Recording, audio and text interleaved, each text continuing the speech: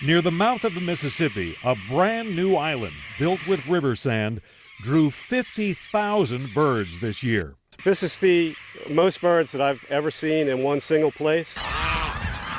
To the west, the state garnered national headlines after rebuilding Queen Bess Island, a paradise for nesting pelicans.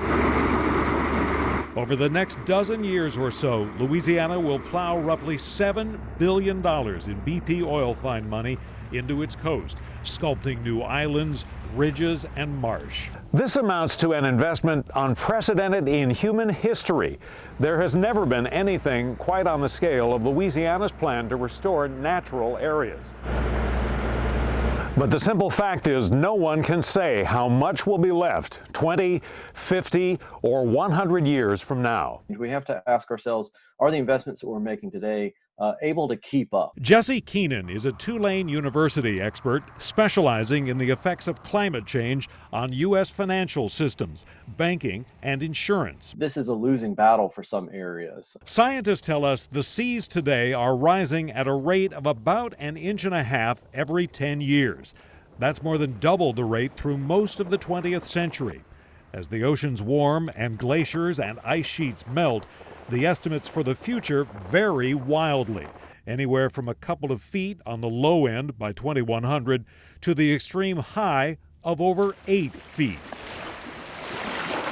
How does that affect marsh a few feet or inches above the average water line today? The closest anyone comes to answering that critical question is the state's coastal master plan with low, medium, and high scenarios for sea level.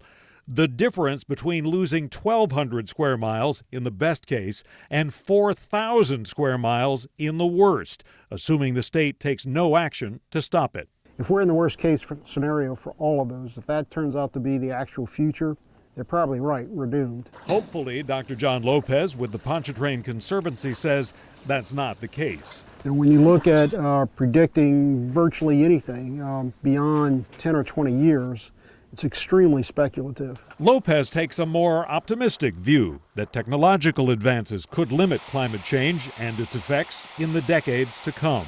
So at this point, in the total balance, it's not the time to give up.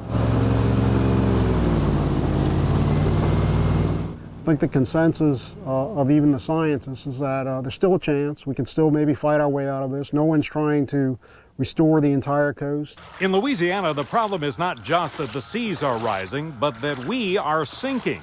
They didn't build Lake Road here in Madisonville just a few inches above the lake, but it now regularly floods. It's called relative sea level rise. In Louisiana so far, the effects of subsidence have been much more dramatic than rising seas. Take, for example, Fort Proctor in St. Bernard Parish. One LSU study estimates since 1856, the seas there came up about 1 foot, while the land around the fort sank 3.5 feet, 50 inches of change. For all the political noise about climate change and whether it's real, sea level rise is already figured into levee projects or floodgates. The Army Corps of Engineers uses similar low, medium, and high scenarios for relative sea level rise when it plans a levee or some other project. We know sea level is changing, so it just wouldn't make any sense to use past sea level as a future condition. Tulane's Jesse Keenan points out Louisiana is by no means alone in confronting rising seas. Consequences will be felt along the U.S. coastline, forcing hard financial decisions. Changes in building codes and home elevations will alter the landscape. Ultimately, it's not how we build and the architecture and the material selections that we have, it's where we build, it's land use. That BP money runs out in a little over a decade. A couple months ago, Congress abruptly cut off one avenue for more funding, choosing the national parks over Louisiana's coast. $900 million a year from oil and gas royalties will go to park maintenance instead of the coastal work Louisiana's delegation was pushing. This is a forced error. This is a forced program. It's not a national priority right now as we have the backdrop of a global pandemic. And of course, you have much greater needs, for example, investing in the resiliency of our communities in South Louisiana. You're in competition with everyone else in the country for a limited amount of dollars. In future decades, Keenan believes the federal government will be much more likely to invest in, say, the Port of New Orleans than in islands or bird habitat. If history is any guide, the environmental restoration component of it will frankly rank pretty low.